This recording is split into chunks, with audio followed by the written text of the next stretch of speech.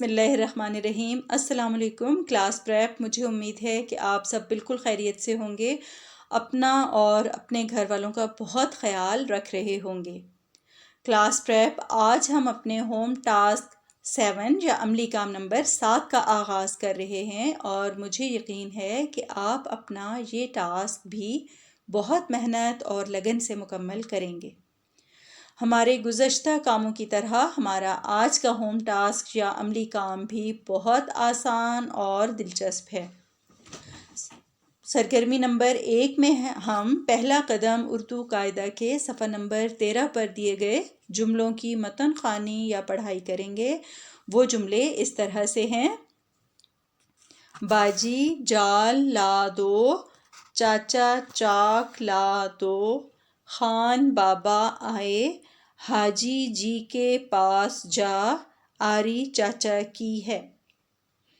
ہم نے صفحہ نمبر 13 پر دیے گئے جملوں کی متن خوانی یا پڑھائی کی۔ اب ہم سرگرمی نمبر 2 میں پہلا قدم اردو ورک بک کے صفحہ نمبر 33 پر دیے گئے الفاظ کے توڑ اور پھر ان کے جوڑ لکھیں گے۔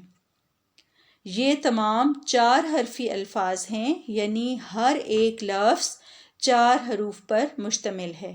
اب ہم ان حروف کو الگ الگ کر کے یعنی ان کو توڑ کر لکھیں گے۔ پہلا لفظ ہے لڑکا، ل پلس ر پلس ک پلس ا، لڑ لڑ کا لڑکا۔ لڑکی، ل پلس ر پلس ک پلس ای، لڑ لڑ کا ای کی لڑکی۔ مرغا، م پلس ر پلس غ پلس ا، مارا مرغا مرغا۔ مرغی، م پلس ر پلس غ پلس ای، مارا مرغی غی مرغی۔